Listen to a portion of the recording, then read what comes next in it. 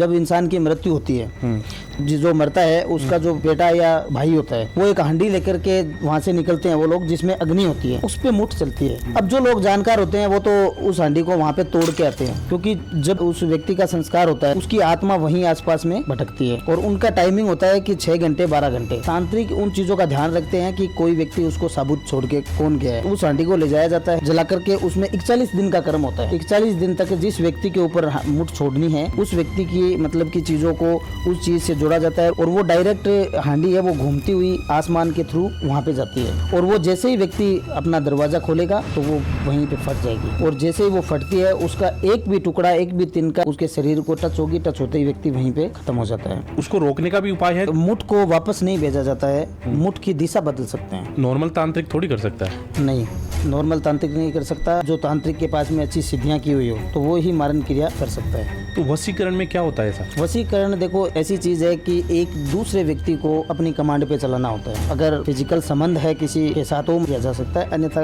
आम इंसान पे वशीकरण नहीं होता है। मतलब हर कोई नहीं करवा सकता? हर कोई नहीं करवा सकता। उच्चाटन में क्या होता है? एक पढ़ाई करने वाले बंदे पे अगर उच्चाटन क्रिया हो गई तो उसका पढ़ाई में मन नहीं लगेगा, किताब हाथ में लेते ही उसको गलत विचार आने लग जाएंगे। अगर कोई बिजनेसमैन है तो उसका उस व्यापार से मन उठ जाएगा। एक लड़की के तन का कपड़ा या बाल मिल जाते हैं किसी को तो उनकी शादी नहीं हो पाएगी, देखते ही मना हो जाएगा। इतना भी अच्छी लड़की हो, इधर से रिजेक्ट हो जाएगा, उधर से हो जाएगा। शादी तो सलमान खान की भी नहीं हो रही। नमस्ते दोस्तों, आज एक बार फिर हमारे साथ आ चुके हैं साधक राकेश गौड़ जी हमारे व्हाइट मैन द पॉडकास्ट में। हमने पिछले वाले पॉडकास्ट में ब्लैक मैजिक पे काफ़ी डिटेल में बात की थी। अगर अभी तक आपने वो नहीं देखा है तो आई बटन में जाके चेकआउट कर लेना और वो पॉडकास्ट आपको मिल जाएगा। आज हमने उसमें लास्ट में एक टॉपिक छोड़ा था, षट कर्मा। ये क्रियाएं क्या है, इसमें क्या कौन कौन सी क्रियाएं होती है, कैसे इफेक्ट कर सकती है, उन पे हम डिटेल में बात करने वाले हैं, क्योंकि वो वादा हमने पहले वाले पॉडकास्ट में आपसे किया था। तो स्वागत करते हैं साधक जी का हमारे पॉडकास्ट में।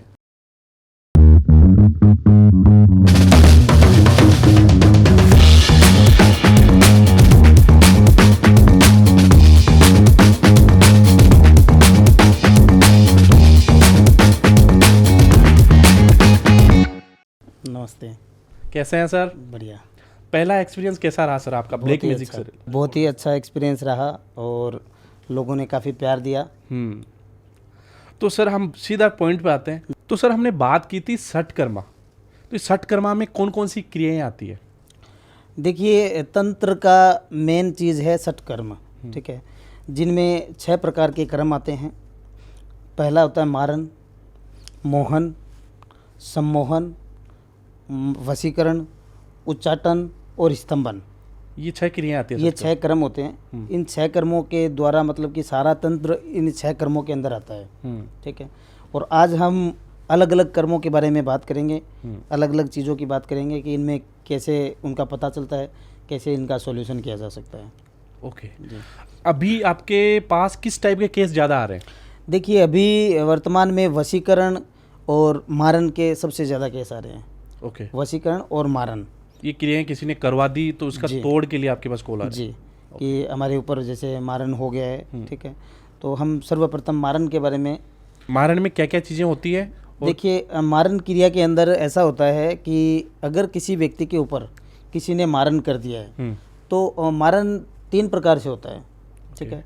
एक मारन होता है जो स्लो गति से चलता है, जैसे किसी पे मारन कर दिया और वो धीरे धीरे मृत्यु के नज़दीक जाता है, उसके धीरे धीरे शरीर के सूक्ष्म होता जाता है, खून सूखने लग जाता है, बीमारियां उसके लग जाती है, और वो 12-6 महीने की उसमें टाइम डाला जाता है। तो 12-6 महीने के अंदर उसकी सारी नसें हैं वो ब्लॉक हो जाती है एक एक करके, और वो जीरो पे आकर के नष्ट हो जाता है व्यक्ति, ठीक है। दूसरा क्रम होता है प्रेत के द्वारा मारन करना, कि किसी व्यक्ति के ऊपर प्रेत को छोड़ा जाए और वो प्रेत जाकर के उस व्यक्ति को शरीर में प्रवेश होकर के और वो उसको मार दें, ठीक है। एक झटके में या इसमें भी टाइम लगता है? एक झटके में, ठीक है। और तीसरा जो होता है वो होता है हांडी मुठ।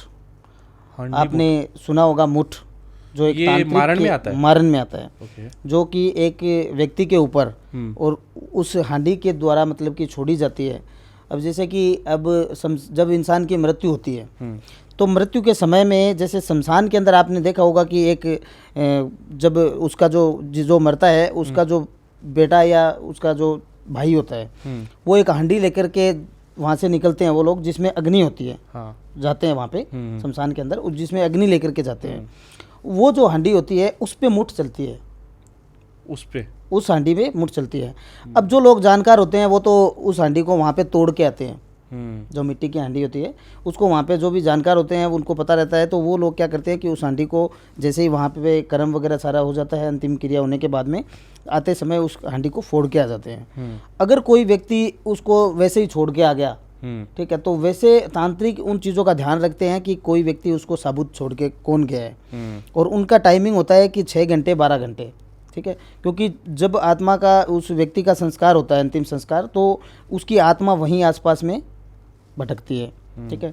तो उस हांडी के द्वारा उस हांडी को ले जाया जाता है तांत्रिक, और उसके द्वारा उसके अंदर सारी चीज़ें सामग्रियाँ होती है जो भी इसके अंदर जो यूज ली जाती है, वो सारी सामान और एक दीपक जला करके उसमें 41 दिन का कर्म होता है।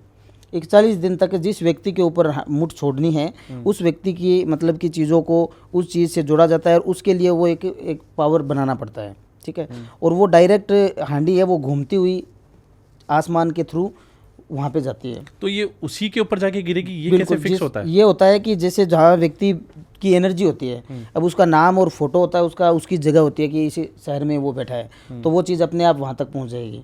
उसमें कोई उसको ये नहीं है कि एड्रेस देना पड़ेगा, बस शहर होना चाहिए कि किस शहर में है, तो वो अपने आप उसकी एनर्जी कनेक्ट कर लेती है। और वो मुठ जब उसके द्वार पे जाती है, उसके दरवाजे पे जाती है, तो उसको 3 बार आवाज़ लगाती है, ठीक है, क्योंकि वो एक आत्मा के थ्रू जाती है, ठीक है, ऐसे जाती नहीं है। तो वहाँ पे 3 बार आवाज़ लगाती है उस व्यक्ति के नाम से, ठीक है।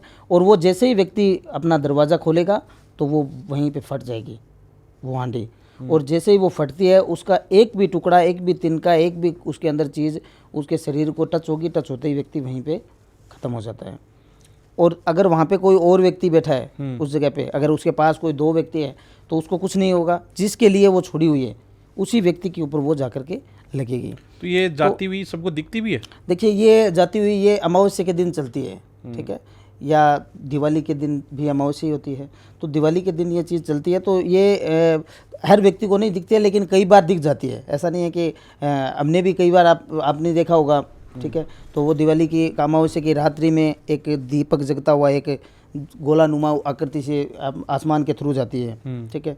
तो मतलब कि दिख सकती है, ऐसा नहीं है कि मतलब आम इंसान उसको देख नहीं सके, लेकिन उसकी ऊंचाई इतनी होती है कि आम इंसान उसको देख नहीं सकता है, ठीक है। ऐसे लगता है कोई छोटा दीपक जल रहा है, ठीक है। तो वो क्रिया होती है। अब मारन की बात बोले तो मारन का पता कैसे करें? हाँ, किसी पे ये क्रिया कर दी या किसी पे मुठ बहा दी, तो अगर उसको पता चल गया भाई हाँ हो गई, तो उसको रोकने का भी उपाय है? जैसे आ गई उसको वापस भेजने का भी तरीका होता है? देखिए, मुठ को वापस नहीं भेजा जाता है, मुठ की दिशा बदल सकते हैं। अगर पता चल जाता है कि मुठ आ रही है व्यक्ति के ऊपर, और क्योंकि उस दिन उसको घबराहट होने लग जाती है, जिस दिन मुठ आती है ना, तो उस दिन ऐसा लगता है कि जैसे आज का दिन अंतिम है मेरा, उसको पहले ही एहसास हो जाएगा इंसान को। तो अगर उसको पता लग जाता है तो वो कोई एक्सपर्ट तांत्रिक से संपर्क करके उसकी दिशा बदल सकता है। मुठ का जैसे जिसने करी है उस पर नहीं जा सकती मुठ, उसका कोई तोड़ नहीं है। मुठ को सिर्फ हम दिशा चेंज कर सकते हैं, दूसरी दिशा में वो चीज़ छोड़ सकते हैं, वो अपने आप जा करके नष्ट हो जाएगी। अगर वो व्यक्ति वहाँ से लोकेशन चेंज कर ले तो छोड़ेगी नहीं, वो अपने आप पीछा करेगी, कहीं भी चला जाए वो चाहे, ठीक है। कोई ज़रूरी नहीं है कि वो मुठ, क्योंकि वो तो एक आत्मा से एनर्जी कनेक्ट होती है, वो तो उसकी रेंज पकड़ेगा, ठीक है। तो वो मतलब कि मुठ की क्रिया है वो उस प्रकार से चलती है। अब दूसरी चीज़ है कि पता कैसे करे किसी व्यक्ति के ऊपर, ये तो अगर मुठ आ रही है तो ये समझ लो कि उसकी घबराहट, उसकी बेचैनी होना, जैसे होता है ना कि अंतिम समय है कि अभी मैं मर जाऊंगा, तो वैसे उसमें होने लग जाता है। अगर मारन स्लो गति वाला किया हुआ हो तो वो व्यक्ति धीरे धीरे उसके सारी चीज़ें डाउन आ जाएगा, वो बीमारियां लगेगी, बीमारियां लग के वो इलाज नहीं होगा, जहाँ भी जाएगा कोई नेगेटिव होगा, सारी जगह पे कोई भी पॉजिटिव टेस्ट में नहीं आएगा, जितने भी टेस्ट वगैरह है वो सारे नेगेटिव आएंगे। तो वहाँ पे मतलब कि देखना चाहिए कि अगर इंसान बीमार है, अगर उसको दिल की बीमारी बता रहे हैं डॉक्टर और दिल में कुछ नहीं है, ठीक है, वो एकदम ठीक है, तो मतलब कि वहाँ पे पता लगता है कि इसके ऊपर मारन हुआ है, ठीक है। और वो नींद उसको आएगी नहीं, ठीक है, और छोटी छोटी बातों पे घर में क्लेश होता है, ठीक है। तो वैसी स्थिति मतलब कि मारन के अंदर आती है, तो उनसे पता लग सकता है कि इसके ऊपर मारन है। तो ये मारन क्रिया नॉर्मल तांत्रिक थोड़ी कर सकता है? नहीं, नॉर्मल तांत्रिक नहीं कर सकता। अगर कोई पूछा हुआ व्यक्ति होता है, सिद्ध पुरुष होता है, ठीक है, और जो तांत्रिक के पास में अच्छी सिद्धियाँ की हुई हो तो वो ही मारण क्रिया कर सकता है। ओके, तो अगर पता चल जाता है भाई इन चीज़ों से हमारे घर में ऐसी चीज़ें हैं, तो फिर इसका इलाज?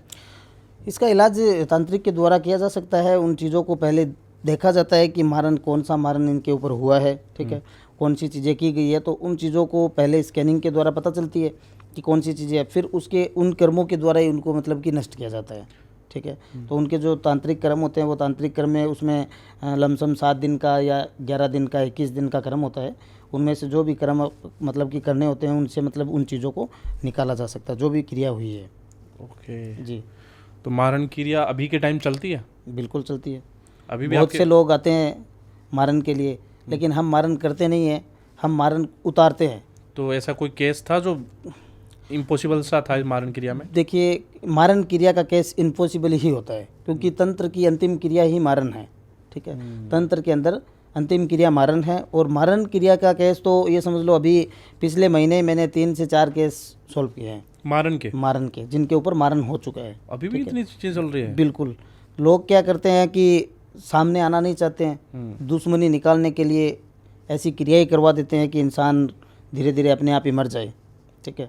और वैसे लोगों को ये समझ लो कि चाहे वो कितनी भी ठोकरें खा ले, कितने भी जगह चले जाए, उनका कोई इलाज नहीं होता है, क्योंकि जब तक मारण का जिसको पता किसको चलेगा, अगर वो जानकार है इन चीज़ों का। ऐसे बहुत से साधक है, ऐसे बहुत से तांत्रिक है जो जिनको पता ही नहीं चलता है मारण है, वो ऐसे ही तंत्र क्रिया करते रहेंगे। लेकिन मारण का जब पता चल जाता है तो उसको तुरंत कटवाना चाहिए।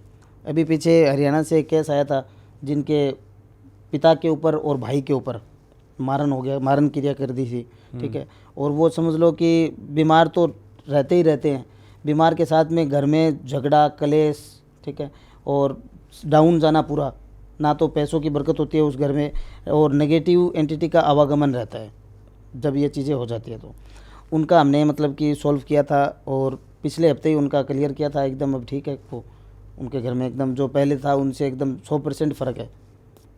तो मारण के केस भी बहुत मतलब कि लोगों पे 5-5 साल से मारण क्रिया कर चुके हैं लोग। उसमें टाइम डाल देते हैं 5 साल का, कि 5 साल तक कोई दिक्कत नहीं होनी चाहिए, 5 साल तक ये लंबा चले इसकी बीमारी वगैरह। तो वैसे भी ये चीज़ें होती है। तो ये मारण जो क्रिया होती है ये कोई अपना फैमिली मेम्बर ही करवा सकता है या कोई बाहर वाला भी करवा देखो, सकता अगर व्यक्ति लॉन्ग टाइम से जुड़ा हुआ है किसी व्यक्ति से, ठीक है, और उनके घरेलू टर्म्स होते हैं, जैसे मिलना जुलना होता है, तो वो व्यक्ति भी करवा सकता है और घरेलू व्यक्ति भी करवा सकता है। लेकिन 90% इसमें घरेलू जो कुल का इंसान होता है वही ये सब क्रिया करवाता है। है? तो ये जो क्रियाएं हैं ये ओनली तांत्रिक कर सकता है या अघोरी या मौलवी साहब भी कर सकते हैं? कोई मतलब कोई भी कर सकता है? देखिए, ये अगर अघोरी तो ये चीज़ नहीं करेगा, क्योंकि अघोरी भगवान शिव का साधक होता है, और वो इन चीज़ों को मतलब कि किसी के लिए बुरे के लिए कोई काम नहीं करेगा। हाँ, कोई अघोरी अगर पैसों के लिए करने वाला हो, कुछ ऐसे भी अघोरी हैं जो मतलब कि पैसों के लिए काम करते हैं, तो वो कर सकता है। और मुस्लिम भी कर सकता है, मौलवी भी कर सकता है, तांत्रिक भी कर सकता है। मारण क्रिया का अगर उसको जानकारी होता है या उसको कुछ इस चीज़ के बारे में नॉलेज है या वो सीखी हुई है चीज़ें, तो वो मारण कर सकता है। ओके जी। तो इसके बाद जैसे हम बात करें तो फिर इसके बाद कौन सी क्रिया का सबसे ज़्यादा केस आ रहे हैं अभी के टाइम में आपके पास? वशीकरण। वशीकरण के भी इतने ज़्यादा है? वशीकरण के सबसे ज़्यादा केस है। तो वशीकरण में क्या होता है ऐसा?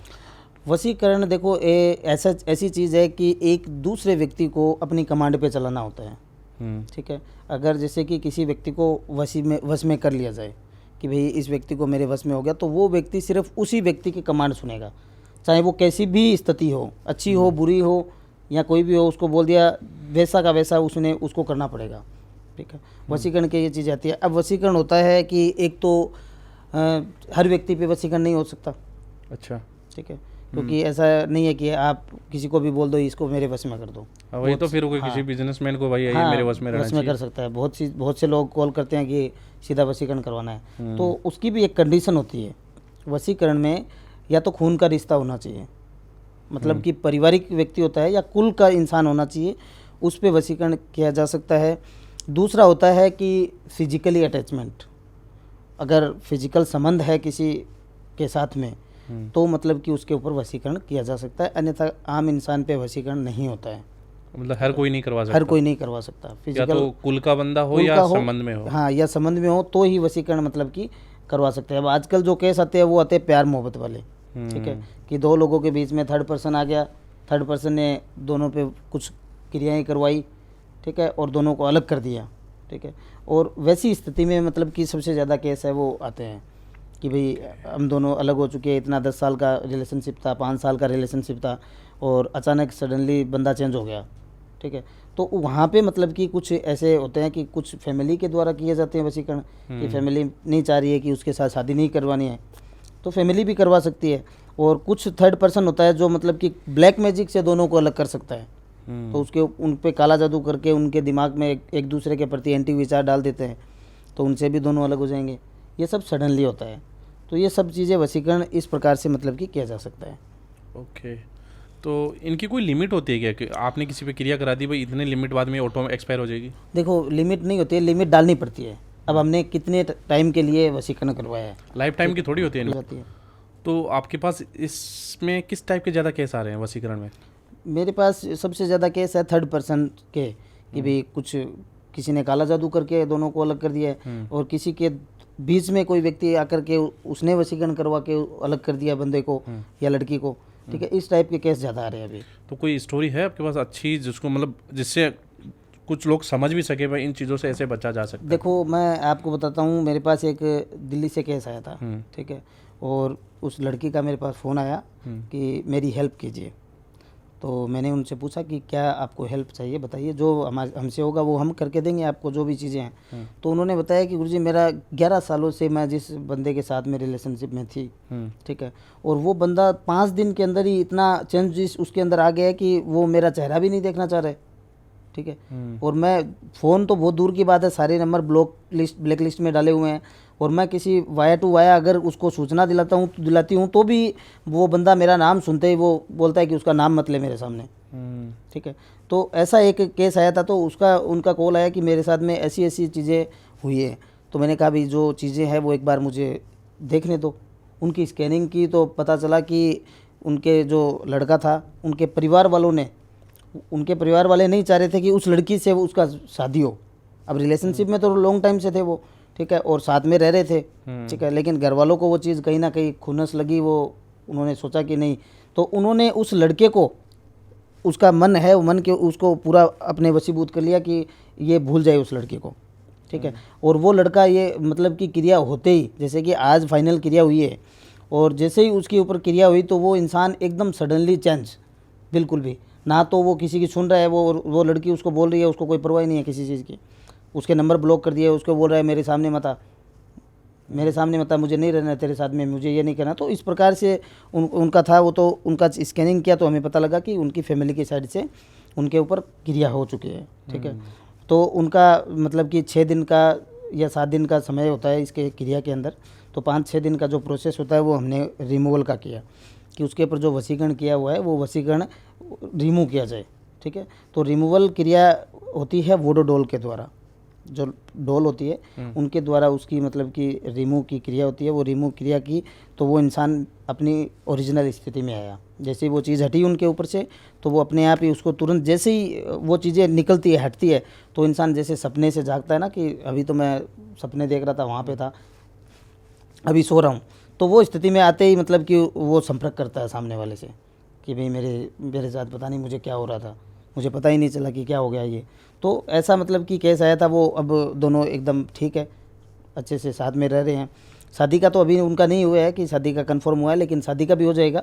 लेकिन ये जो चीज़ थी वो मतलब कि वशीकरण इस प्रकार से था कि अचानक हो जाना, मतलब पावरफुल वशीकरण अगर हो जाता है ना इंसान पे, तो तुरंत ही काम करने लग जाता है। अच्छा, बिना रिलेशन के ये काम नहीं करेगा? बिना रिलेशन के काम नहीं करेगा। अब जैसे वशीकरण में तो वश करना हो गया, अब बात करते हैं मोहन सम्मोहन, ये सिमिलर ऐसा लगता है कि वशीकरण का कोई पार्ट है? बिल्कुल वशीकरण का ही पार्ट है। मोहन, सम्मोहन, वशीकरण ये सेम ही चीज़ें हैं, लेकिन इनके करने के तरीके अलग है। इनके जो करने के तरीके थे वो काफ़ी अलग है, क्योंकि वशीकरण है वो तो किसी वस्तु में खिलाना, ठीक है, तो वशीकरण हो सकता है, या उनके शरीर के बाल, ओके, या नाखून, या पैर की धूल, ठीक है, या तन का कपड़ा हो, तो उनसे वशीकरण किया जा सकता है। और मोहन और सम्मोहन के अंदर अंतर है कि मोहन तो किसी इंसान को मोहित करना होता है, ठीक है, अपनी चीज़ों के द्वारा, ठीक है, मोहित करना कि ये मेरे ऊपर मोहित हो जाए पूरा, ठीक है। उसके लिए कुछ यंत्र बनते हैं जो इंसान पहन ले तो सामने वाला मोहित हो जाता है, ठीक है। और सम्मोहन जो होता है वो आंखों से होता है, एक डायरेक्शन से होता है। अगर आमने सामने एक ही डायरेक्शन में दो इंसान बैठे हैं, दोनों के ऑरा कनेक्ट हो जाते हैं, ठीक है।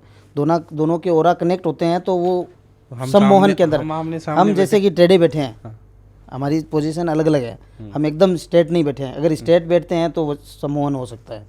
और एक दूसरे से आंखें मिला करके बात करने से सम्मोहन हो सकता है। आपने बहुत लोगों, बड़े बिजनेसमैन जो होते हैं उनको देखा होगा आपने कि वो नज़र नहीं मिलाते एक दूसरे से, अपने डायरेक्शन चेंज करके बैठते हैं। कोई भी उनके सामने आ रहा है तो उसके स्ट्रेट एकदम सामने बैठे नहीं रहेंगे, उनसे ऐसे हिलते रहेंगे, या वो इधर उधर होते रहेंगे, या वो अपना पूरा एंटी रहेंगे उनसे, सामने वालों से। तो वो होता है सम्मोहन। सम्मोहन होता है सामने बैठ करके, ऑरा कनेक्ट होता है और आंखों से आंखें मिलती है, मिलते ही वो हिप्नोटाइज जिसे बोलते हैं, वो सम्मोहन के अंदर आती है चीज़ें। तो उनकी भी कोई लिमिट होती है कैसे? नहीं, उनकी लिमिट नहीं होती है। उनका जो कुछ समय होता है वो, जैसे कि कुछ समय के लिए उनको कमांड पे चलाया जा सकता है। आपने कई मूवी ऐसी देखी होगी कि एक इंसान उसकी आंखों में कुछ समय देखेगा, ठीक है, आंखों में कुछ समय देखेगा, आंखों से आंखें मिली उनकी दोनों की, और सामने वाला बस में जैसा बोला जाए कि ये काम करना है तुझे, वो काम करेगा। तो ये होता है सम्मोहन के अंदर। तो इस टाइप के केस थोड़ी आते हैं आपके पास? नहीं, इस टाइप के केस अभी तो इतने नहीं है, क्योंकि मेन आजकल वशीकरण है जो मतलब कि इंसान करवा सकता है एक दूसरे पे, तो ये टाइप के केस नहीं होता है। इसमें तो क्या होता है कि इंसान फिजिकली सामने होना चाहिए। अब हर व्यक्ति तो नहीं आ सकता। ये ज़्यादा होता है कि जैसे किसी इंसान से मीटिंग करनी है, कोई बड़ा आदमी है जिनसे मीटिंग करनी है, तो उस जगह पे वो चीज़ काम आती है, ठीक है। तो वो मतलब कि इंसान वो ये चीज़ें अपने चक्र का इस्तेमाल करना पड़ता है उसमें, तो उनसे मतलब कि ऑरा कनेक्ट होता है, ऑरा कनेक्ट होते ही वो इसके एकदम अधीन हो जाता है। फिर उसको अपनी कमांड, जैसे किसी कॉन्ट्रैक्ट के संबंध में जाना है किसी को, ठीक है, और वो उसको ही लेना है, तो वो ये चीज़ करके जाएगा। अगर सामने वाले को पता नहीं है तो वो उसके अधीन हो जाएगा। अगर वो जानकार है इन चीज़ों का, उसको पहले से कोई गुरु का बताया हुआ हो कि ये चीज़ें तुझे नहीं करनी है, तो वो अपनी पोजीशन चेंज करता रहेगा। बट उसमें अगर दोनों ही ये रेडी होके आए, भाई मुझे भी सम्मोहन करना है, मुझे भी करना है, तो दोनों एक साथ काम कर सकते? नहीं कर सकते, क्योंकि दो एनर्जी हमेशा टकराती है, और दो पत्थर को अगर भिड़ाएंगे तो अग्नि उत्पन्न होगी, ठीक है। तो ऐसे दो चीज़ें कभी नहीं काम करती है। तो ये हमारी हो गई 4 क्रियाएं। अब बची 2 क्रियाएं, एक बची उच्चाटन और एक स्तंभन। जी, तो उच्चाटन में क्या होता है? देखिए, उच्चाटन क्रिया होती है एक इंसान, जैसे कि एक पढ़ाई करने वाला बंदा है जो स्टडी कर रहा है, ठीक है, या कोई ऐसा बिजनेसमैन है जो अच्छा बिजनेस में माहिर हो, ठीक है, और उसका माइंड सबसे अलग हो, ठीक है। तो ऐसे व्यक्ति के ऊपर ये उच्चाटन क्रिया होती है कि उसका मन हट जाता है हर चीज़ से। जैसे एक पढ़ाई करने वाले बंदे पे अगर उच्चाटन क्रिया हो गई तो उसका पढ़ाई में मन नहीं लगेगा, उसको किताब हाथ में लेते ही उसको गलत विचार आने लग जाएंगे, आलस आना लग जाएगा, ठीक है, और उस चीज़ से मन उठ जाएगा उसका कि मैं ये तो हाथ में नहीं लूँगा, ठीक है। अगर कोई बिजनेसमैन है तो उसका उस व्यापार से मन उठ जाएगा, वो व्यापार नहीं कर सकता, उसका मन मतलब कि उच्चाटन करना हर चीज़ से वो अलग हो जाता है। फिर उसको एकांतवास चाहिए कि वो अकेला रूम में बैठा है, कोई शोर शराबा नहीं चाहिए, और लाइटिंग में वो रह नहीं पाता है, उसको अंधेरा चाहिए, ठीक है। तो ऐसी चीज़ें होती है, वो मतलब कि उच्चाटन क्रिया के अंदर आती है। उच्चाटन क्रिया एक मारन का हिस्सा है, जो मारन क्रिया है उसका हिस्सा है उच्चाटन क्रिया। उच्चाटन क्रिया से इंसान डाउन भी जाता है, अगर उच्चाटन हो जाता है किसी पे तो उसका शरीर भी डाउन जाएगा। तो मतलब कि उच्चाटन क्रिया ऐसे व्यक्ति के ऊपर की जाती है कि कोई भी व्यक्ति को अपनी राह से भटकाना, हम साफ शब्दों में बोल सकते हैं कि उसको राह से भटकाना उच्चाटन में आता है। कि कोई व्यक्ति अगर अच्छी रैंक पे है तो उस रैंक से उसको नीचे कैसे गिराना है, उस जगह से उसको डाउन कैसे लेके आना है, तो वहाँ पे उच्चाटन क्रिया काम करती है। और ये भी कोई रिलेशन वाला ही करा सकता है या कोई बाहर का भी नहीं, करा सकता है? बाहर का भी करवा सकता है। उच्चाटन अलग क्रिया है। उच्चाटन क्रिया मतलब कि खून से संबंधित नहीं है, इसको मतलब कि कोई भी इंसान करवा सकता है। ओके, तो इस टाइप के केस आते हैं आपके पास उच्चाटन के? देखिए, उच्चाटन के आते हैं, लेकिन ये सिर्फ व्यापार से संबंधित लोगों के ऊपर किए हुए आते हैं। कि कोई व्यापारिक व्यक्ति है जो ईर्ष्या करता है एक दूसरे से, ठीक है, आमने सामने कोई कंपटीशन में काम कर रहा है बिजनेसमैन, तो वो लोग ये चीज़ें करवाते हैं कि एक दूसरे को दूसरे का ऊपर काम कर दिया जाए, तो मतलब कि वो व्यक्ति उसका मन हट जाएगा उससे और वो आगे चला जाएगा। इस प्रकार से केस आते हैं। अभी गुजरात से पिछले महीने एक केस आया था, ठीक है, उनका व्यापार अस्त व्यस्त हो गया, पूरा कपड़े का व्यापारी थे, ठीक है, उनके जो मेन ओनर थे उनके ऊपर उच्चाटन क्रिया करवाई गई थी उनके बगल वालों ने, ठीक है। और वो बगल वालों ने जैसे ही उच्चाटन क्रिया करवाई तो उस व्यक्ति का जैसे कि जो होता है ना कि एक नई मार्केट में कोई चीज़ लॉन्च करना, नई डिज़ाइन वगैरह लेके आना, तो वो चीज़ जैसे ही होना होता तो उससे उल्टे काम होने स्टार्ट हो गए। अब जो चीज़ मार्केट में चल रही है वो तो ना बना करके उसने करोड़ों रुपए का माल बना दिया ऐसे ही, जो नहीं चल रही है वो डिज़ाइन। अब जो सामने वाले को वो जैसे जो काम करने वाले वर्कर को कमांड देता है कि आपको ये चीज़ बनानी है, ये चीज़ बनानी है, तो उस समय जो बनानी होती है वो तो बनाता नहीं है, और जो नहीं बनवानी होती है, जो डिज़ाइन फेल हो चुकी है, वो जीरो पे झट करता आता है। तो वो उच्चाटन क्रिया वैसा, मतलब मेरे पास एक केस आया था, उनकी वाइफ ने मुझे फ़ोन किया था कि हमारा अचानक पता नहीं क्या हो गया कि अच्छा व्यापार था, अच्छा पैसा मतलब कि हम कमा रहे थे, जो चीज़ें माल आज बन गया है तो वो हाथों हाथ जैसे ही स्टॉक आता है तुरंत बिक जाता है। ऐसी कंडीशन थी। मेरे पति इतने ये थे, आज वो एकदम, जब मैं ऑफिस का नाम लेती हूँ दुकान का कि वहाँ पे तो आपको जाना है, तो वहाँ पे उनका मन लगता है, वो भगते हैं वहाँ से कि मुझे नहीं बैठना है। तो वहाँ पे उनके ऊपर उच्चाटन क्रिया थी, तो उसका क्रिया हमने उतारी है। तो उनका पता भी चला कि भी उनके अड़ोस पड़ोस के लोगों ने ये चीज़ें करवाई थी। तो अभी वो नॉर्मल है? अभी वो नॉर्मल है। देखो वो चीज़ हासिल करना तो एक समय लगेगा उनको ग्रोथ लेने में, लेकिन वो एकदम नॉर्मल हो गया, उनका मन लगने लगा, और जो चीज़ें आगे की है वो बढ़ोतरी होने लगी है, कोई दिक्कत नहीं है। तो उच्चाटन के केस भी आते हैं लेकिन कम है जी। तो सबसे ज़्यादा केस तो मारण, वशीकरण, इन दो के ज़्यादा इन दो के आते हैं ज़्यादा। अच्छा, तो ये स्तंभन क्या रह गया फिर? स्तंभन एक चीज़ को रोकना। कैसे? स्तंभन रोकना होता है कि ये इसी चीज़ से संबंधित है, जैसे कि व्यापार कोई किसी व्यक्ति का चल रहा है और इस व्यापार को अगर अचानक सडनली रोकना है कि सडनली वहीं पे रुक जाए, वो मतलब ना डाउन जाए ना वो वहीं पे रुक जाएगा, वो कुछ नहीं कर पाएगा ऐसा। और कोई भी चीज़ होती है, चाहे वो किसी भी चीज़ को ले लो, आप पढ़ाई में ले लो या फिर व्यापार में ले लो या पारिवारिक में ले लो, ठीक है। तो स्तंभन क्रिया वो होती है कि वो चीज़ों को वहीं पे स्टॉप कर दी जाती है, तो ना तो वो बढ़ पाएगा ना वो जीरो पे जाएगा, वो वैसे ही उसी में झूलता रहेगा एक ही जगह पे, ना तो उसकी रैंक बढ़ेगी ना डाउन जाएगा, वो वैसे ही काम करता रहेगा। कुछ अब बहुत से ऐसे मतलब कि कह सकते हैं कि मैं जॉब कर रही हूँ, ठीक है, और 10-12 सालों से मैं जॉब कर रही हूँ, मेरे से जो जूनियर थे वो लोग है वो मतलब कि उनका प्रमोशन हो गया और वो मेरे से आगे चले गए, लेकिन मैं वहीं के वहीं हूँ, उनसे ज़्यादा मेहनत कर रही हूँ, ठीक है। तो ऐसे केस आते हैं, वहाँ पे उनको स्तंभन क्रिया होती है, तो वो स्तंभ वहीं पे रहते हैं, मतलब उनको नहीं तो आगे बढ़ सकते हैं, वो नहीं भेग जा सकते हैं, उनको बस मेहनत करते रहेंगे जीवन में अपने। तो ये होता है स्तंभन। तो ये क्रियाएं कुछ शादी वगैरह में भी होती है कि किसी वो लड़की की शादी नहीं हो रही, इस पे मतलब वो जाते हैं, जो भी जाते हैं वो रिजेक्ट करके आ जाते हैं? हाँ बिल्कुल, स्तंभन उन पे भी हो सकता है, तो वो वैसा स्थिर रह जाता है। मैंने बताया कि जो कोई भी चीज़ में हो, ठीक है ना, व्यापारिक हो या पारिवारिक हो, पारिवारिक में भी स्तंभन क्रिया हो जाती है। विवाह शादी की, जो विवाह शादी का दूसरा प्रोसेस भी होता है कि उसका लगन बांध दिया जाता है। एक लड़की के शरीर, तन का कपड़ा या बाल उसके मिल जाते हैं किसी को, तो वो उन चीज़ों से उसका लगन बंधन कर देता है, तो उनकी शादी नहीं हो पाएगी। आएंगे वो देख के चले जाएंगे, या तो इधर से रिजेक्ट हो जाएगा या उधर से हो जाएगा, या देखते ही मना हो जाएगा, चाहे कितना भी होनहार बंदा हो, कितना भी अच्छी लड़की हो, पारिवारिक हो, ठीक है, लेकिन उनका रिश्ता कभी तय नहीं होता है। या शादी एकदम मोड़ पे आकर के 99% काम हो जाता है, 1% पे आके टूट जाती है, ठीक है। तो वैसी जगह पे मतलब कि लगन बंधन होता है, लगन बंधन होने के बाद में ये चीज़ें मतलब कि उसका विवाह होना असंभव है, चाहे कितना भी वो जतन कर ले। अगर हो भी जाता है 1% तो होके टूट जाएगा वो विवाह। आधुनिक ज़माने में भी अभी ये क्रियाएं चल रही हैं? बिल्कुल। और जो नहीं मानते वो भोग रहे हैं। बहुत से, अभी दिल्ली से एक लड़की का फ़ोन आया था कि मेरी उम्र 38 हो गई है, अभी तक शादी नहीं हुई है, और उसकी बहन है छोटी, वो 32 की हो गई है, उनकी भी शादी नहीं हुई है। अब एकदम अच्छे खासे पैसे वाले घर वाले हैं, पूरे परिवार, अच्छी फैमिली है, लेकिन फिर भी उनकी शादी नहीं हो रही है। जो रिश्ते आते हैं वो छोड़ के चले जाते हैं, लेकिन इन चीज़ों में बिलीव नहीं करते हैं वो, और बिलीव नहीं करते हैं तो वो उनकी उम्र है वो पूरी जवानी उसी में निकल गई। तो बहुत से ऐसे मतलब लोग हैं जो नहीं मानते। शादी तो सलमान खान की भी नहीं हो रही? हो सकता है ऐसी चीज़ें हो, ठीक है। वो करना नहीं चाह रहे या उनके भी कुछ क्रियाएं हो रखी है? करना नहीं चाह रहा वो, तो करना नहीं चाह रहा, उसके लिए तो तैयार बैठी है लड़कियाँ शादी के लिए। तो कोई आप ऐसी क्रियाएं कर सकते हो तो कि ताकि वो शादी कर ले? देखो वो अपने उनके मन के ऊपर है कि उनके मन में क्या चीज़ है, ठीक है। एक व्यक्ति होता है ना कि एक चीज़ पे वो आकर्षित होके वहीं पे रह जाए कि वो चीज़ ना मिले तो मुझे दूसरे के साथ रहना नहीं है, ठीक है। तो वैसी स्थिति है उनके साथ में, कि जो चीज़ उनकी थी वो मिली नहीं, तो वो व्यक्ति आजीवन कुंवारा रहेगा। बहुत ऐसे लोग हैं जो आज भी बैठे हैं। जैसे हमने बात की षटकर्मा की, जी 6 क्रियाएं बता दी। अब हमने एक पहले पॉडकास्ट किया था तंत्रा का, उसमें कमेंट ये आ रहे थे कि हमने बहुत सारी जगह तांत्रिकों से मिले, उनसे क्रियाएं करवा ली, काम करवा लिया, लेकिन फ़ायदा नहीं मिल रहा है, ये तो फेक है। तो उनके लिए क्या बोलना चाहोगे जो जा भी रहे हैं, काम भी करवा रहे हैं, लेकिन उनका काम हो नहीं रहा है?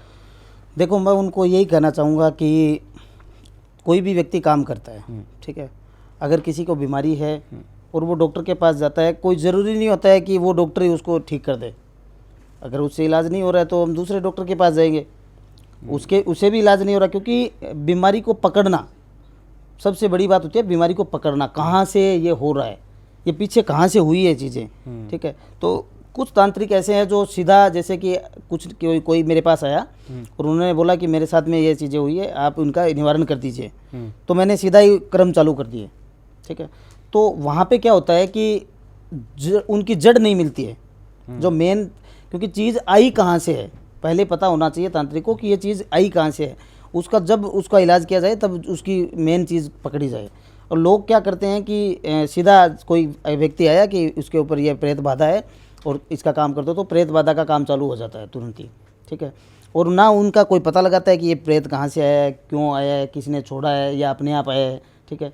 तो वो चीज़ें कोई देखता नहीं है, घर का है बाहर का है, और सब अपने कर्म चालू कर देते हैं सीधा। तो उस कंडीशन के अंदर उनको रिजल्ट नहीं मिलेगा, क्योंकि वो चाहे कितने भी पैसे लगा दे और कितना भी कर्म करवा ले, क्योंकि जब चीज़ का एक पेड़ को सुखाने के लिए उनकी जड़ों को काटना पड़ता है, ठीक है। वैसे ही अगर चीज़ कोई तंत्र हुआ है तो उस तंत्र का पहले पता लगाना होगा कि ये तंत्र हुआ कैसे है, किस टेक्निक से किया गया है, तंत्र को किस विधि के द्वारा किया गया है। इसमें अलग अलग विधियाँ होती है, ठीक है। तो उन विधियों के द्वारा अगर उस विधि का पता लगे कि इसके ऊपर ब्लैक मैजिक से हुआ है, ठीक है, या अघोरी विधि से हुआ है, शमशानी से हुआ है, वैदिक से हुआ है, सात्विक, तामसिक, राजसिक, कौन सी विधि से काम हुआ है, तो ये सब विधि पहले हमें मतलब कि देखनी पड़ती है कि इसके ऊपर ये होता है। अगर कोई काम शमशानी क्रिया से हुआ है, शमशानी क्रिया उसके ऊपर हो चुकी है, और उसको हम अगर तंत्र या वैदिक से काम करते हैं तो वो चीज़ का काम नहीं हो पाएगा, चाहे वो कितना भी मेहनत करें। उसके लिए जैसे लोहे को लोहा काटता है, हीरे को हीरा काटता है, वैसे ही उस तंत्र के लिए उसी लेवल का तंत्र हमें करके और उस चीज़ को काटते हैं, तब जा करके उनको रिजल्ट मिलता है। मतलब आपके कहने का मतलब हो गया कि जिस डॉक्टर को दिखाना चाहिए आप उसको नहीं दिखा रहे हो, गलत डॉक्टर को दिखा रहे हो। हाँ भाई, जो सर्जरी का डॉक्टर होगा वो तो सर्जरी वही कर सकता है, डॉक्टर तो बहुत प्रकार के होते हैं।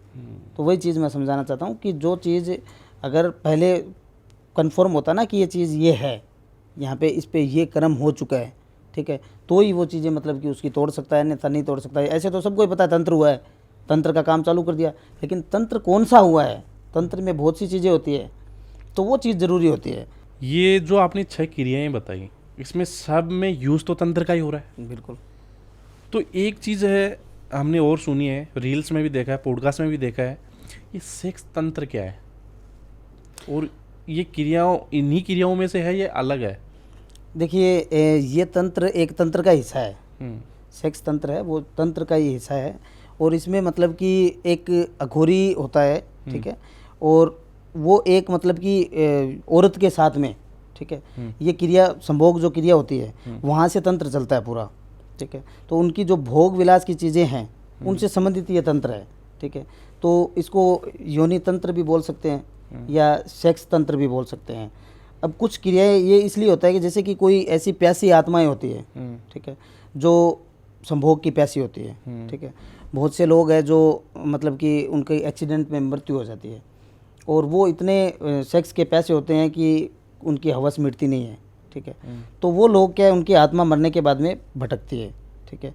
और वो भटकती हुई आत्मा है, वो मतलब कि किसी भी स्त्री के ऊपर वो टारगेट करते हैं कि किस उसका समय होता है उन आत्माओं का कि इस समय के अंदर अपनी पावर चलेगी।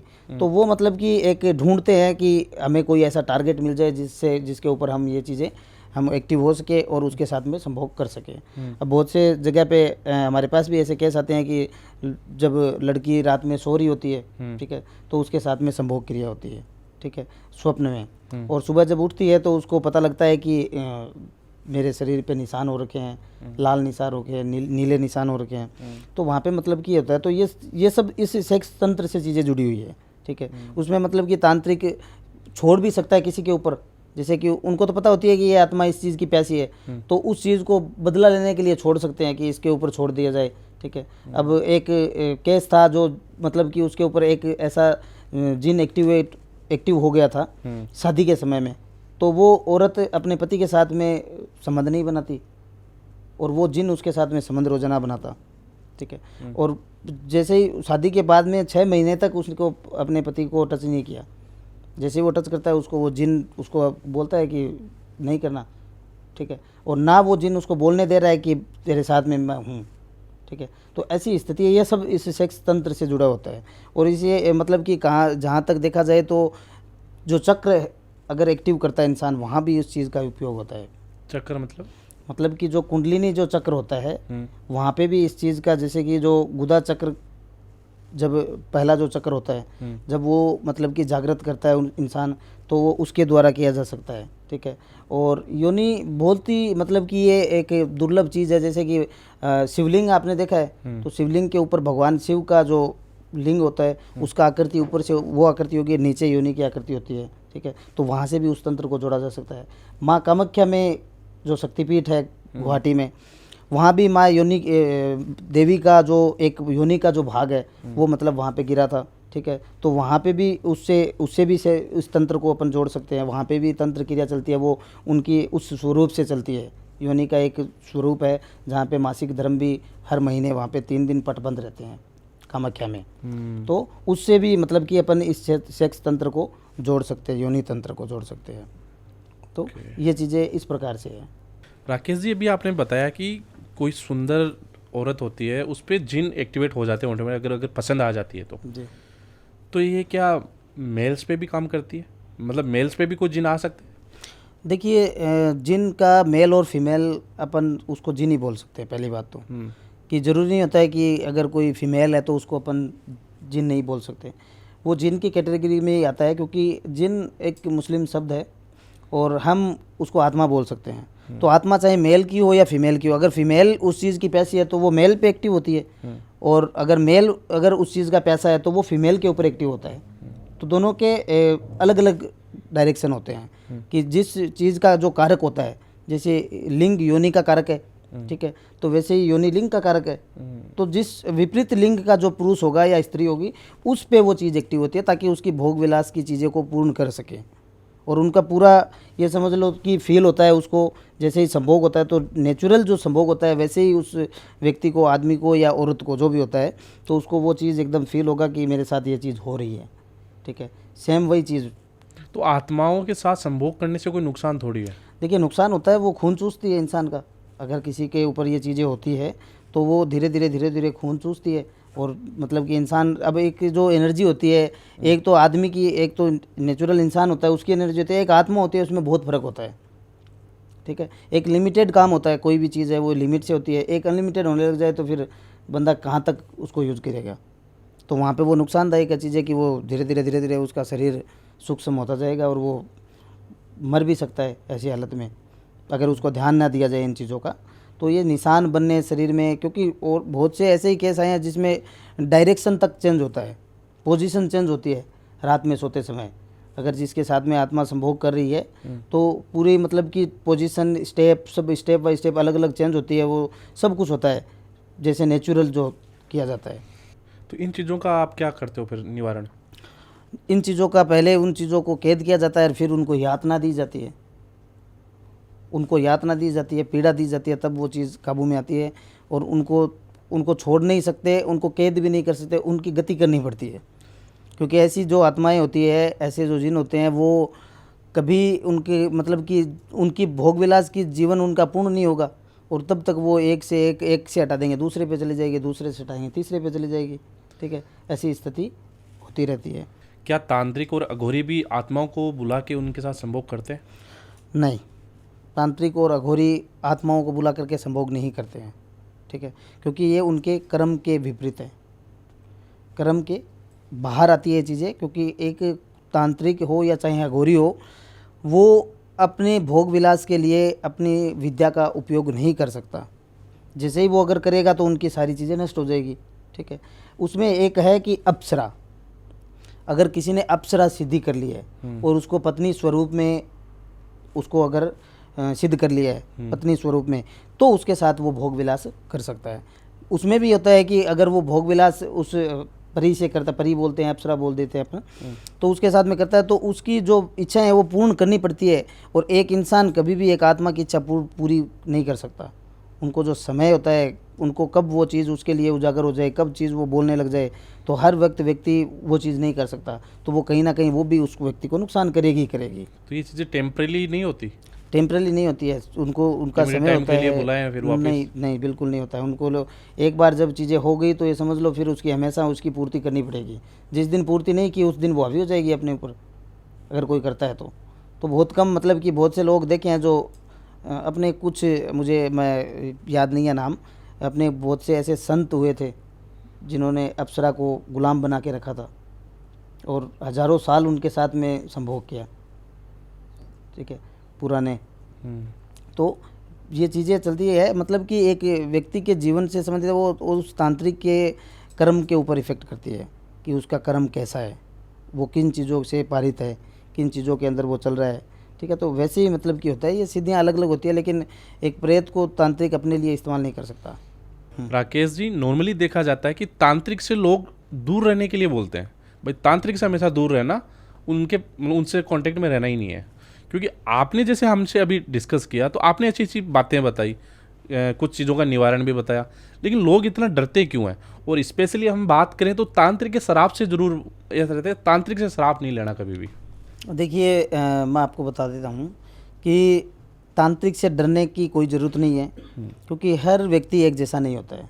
ठीक है, अगर कोई, देखो बहुत से तांत्रिक ऐसे होते हैं वो अपनी कुछ चीज़ों के लिए व्यक्ति का इस्तेमाल करते हैं। जैसे कि एक मूवी जो पीछे आई थी, उसमें एक तांत्रिक एक लड़की का इस्तेमाल करता है, उसको लड्डू खिलाया जाता है।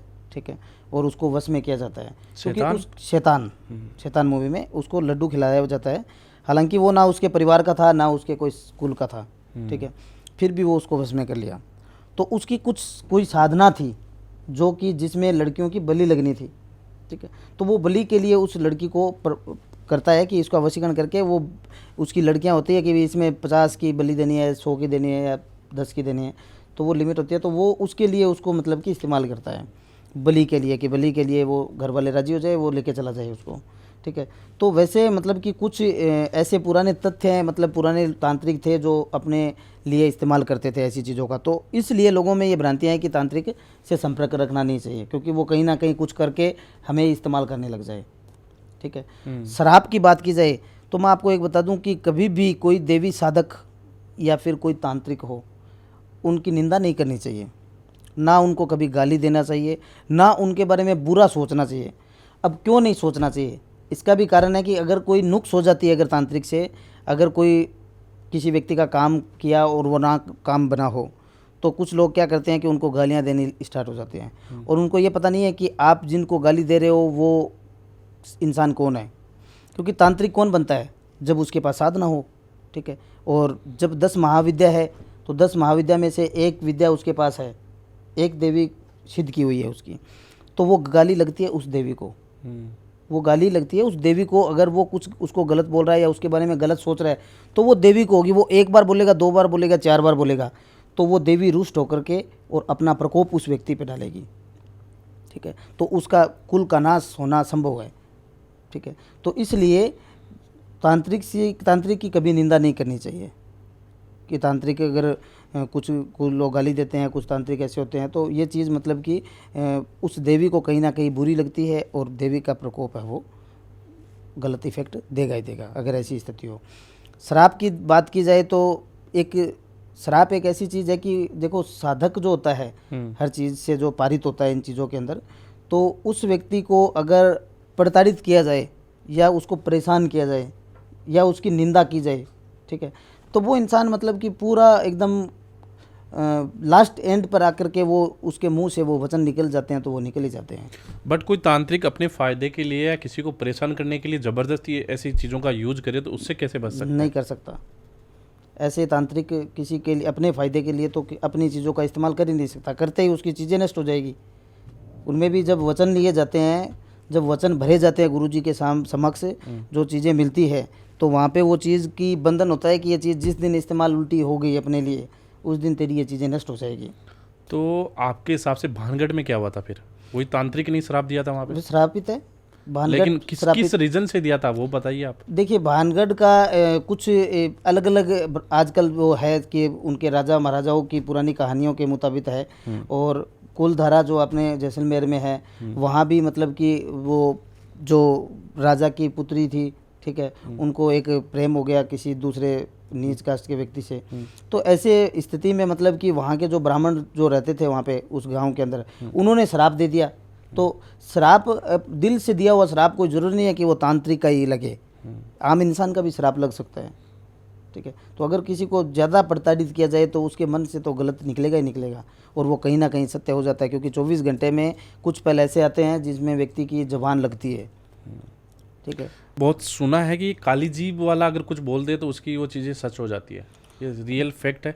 देखिए ये रियल इफेक्ट नहीं ले सकते अपन इसको, क्योंकि काली जीभ का इंसान नहीं होता है, वो एक समय मतलब होता ऐसा होता है अगर हाँ, कोई कुछ बोल दे वैसा हो जाए तो उसको बोलते हैं तो काली जीभ का वो एक समय होता है, ठीक है, एक समय होता है इंसान का, या उसका कुछ ऐसा मतलब कि किस चीज़ से जुड़ा हुआ होता है वो, कि उसको आने वाली चीज़ का आभास हो जाता है। कुछ लोग ऐसे होते हैं जिनको कुछ बुरा होने से पहले ही उसको आभास हो जाता है, ठीक है।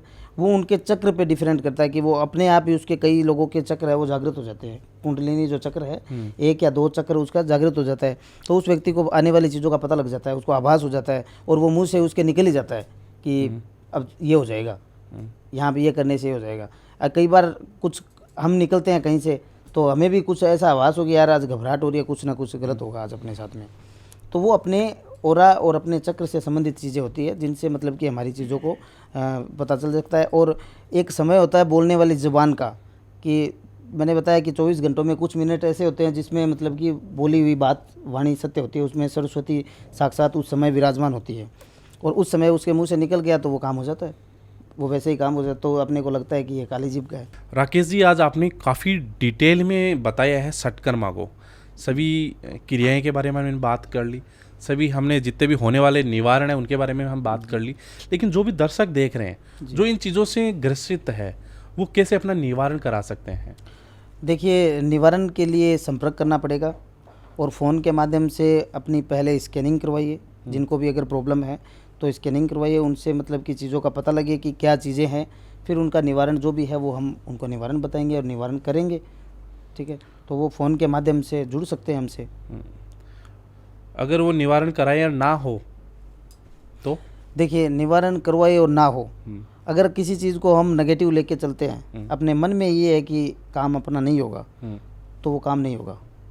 अगर भगवान में आस्था है किसी व्यक्ति की, मूर्ति बोलती नहीं है, ठीक है, लेकिन हमारी आस्था है, हम मानते हैं भगवान को, और हमारा काम भी होता है।